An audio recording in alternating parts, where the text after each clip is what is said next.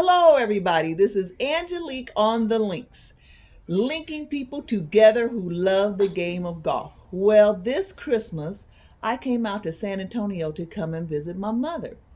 And she has had a friend named Malcolm Curvin for how many years, Malcolm? 64.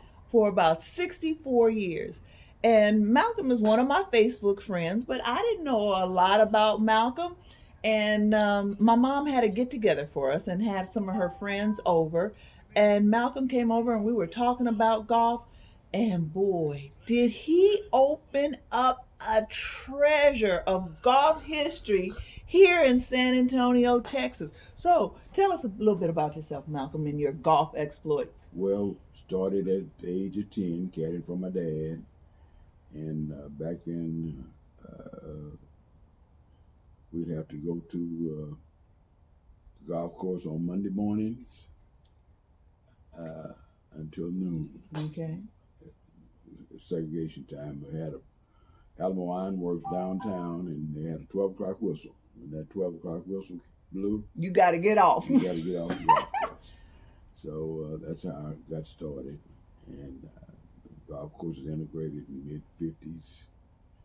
And then he turned my brother and I loose, and we just went out there on our own. We leave home. We lived about, I don't know, 5-6 miles from the golf course. And we get our clubs, throw them on our back, go play 36 holes, and walk back home. Wow. Not think anything about it. What golf course did you play here in Willow San Springs. Willow Springs. Yeah. Now, I don't know if some of you know in most cities, there's always the black golf course where all the black people go play. Yeah. Like in Los Angeles, we have Western Avenue or Chester, Washington, and Right. here in San Antonio was always Willow Springs. Yeah.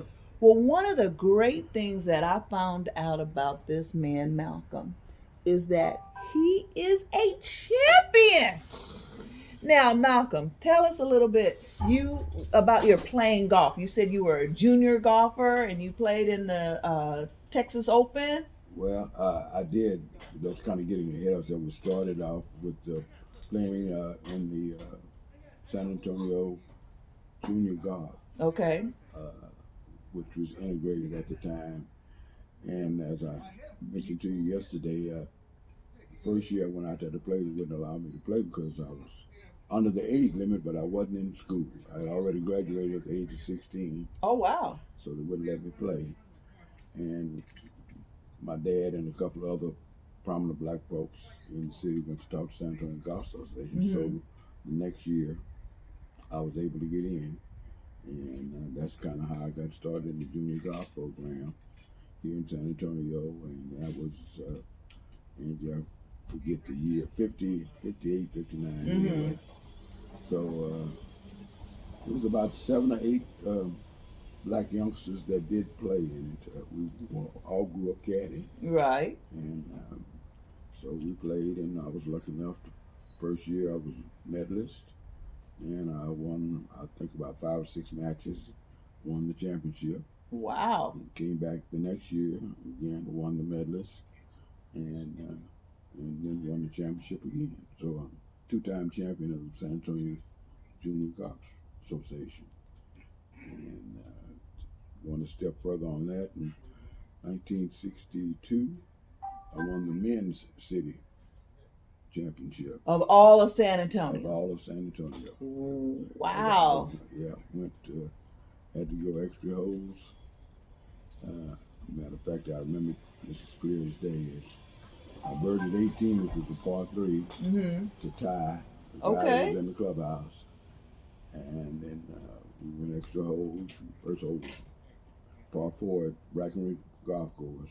Second hole was again a par 3.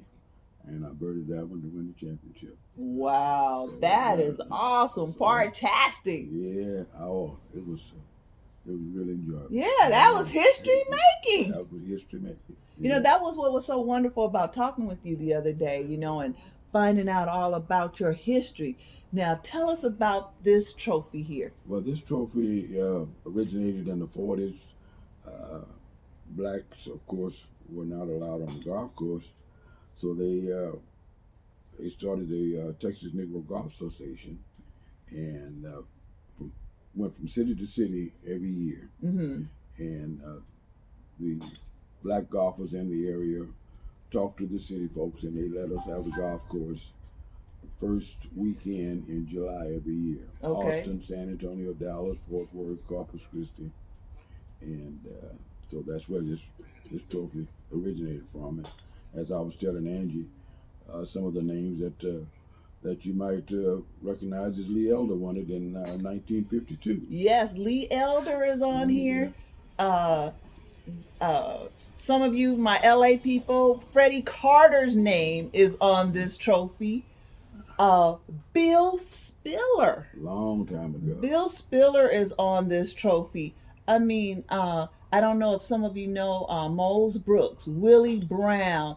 I mean, these are prominent African American golfers who have won this trophy. Now tell them the story, Malcolm, that whoever won the trophy 3 times won the tournament 3 times got to do what? Got to keep this trophy.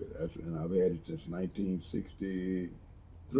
Wow, first time I won it was in Austin. It was match play then, and I beat the defending champion Alvin Props, and then I won it in San Antonio. I forget what year. And my last year was at Meadowbrook in Fort Worth.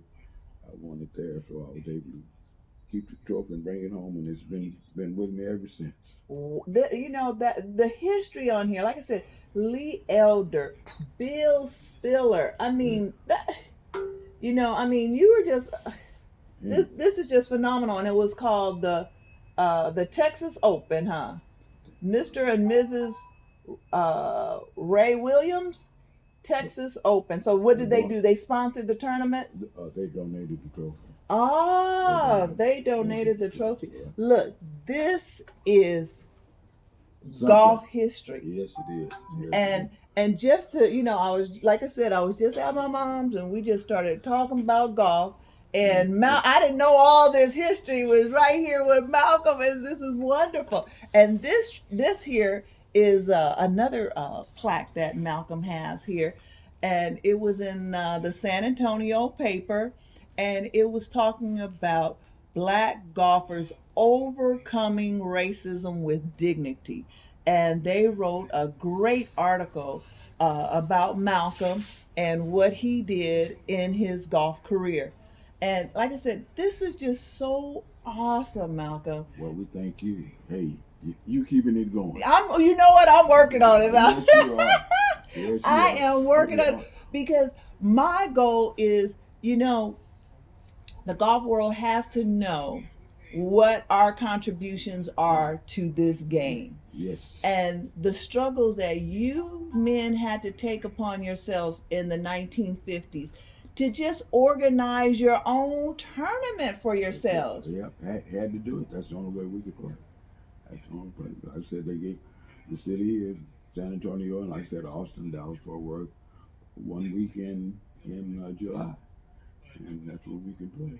And you guys suited up, went out there and challenged the golf course. Challenged the golf course. Wow, that is so awesome. And it's really remarkable. I'm so glad to really finally meet you and talk golf, because that's what I love. If nothing else, I love to do is to talk golf. So and you're good at it too.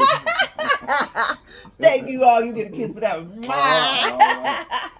So thank you so much. So and folks, I love to watch her on Facebook when she's going to these different tournaments and when she goes to the PGA golf shows. Angelique on the links, and I'm right there with her. Well, I sure appreciate it so much from the bottom of my heart. And this is Angelique on the links, linking people together who love the game of golf, saying look out for my next episode. Peace.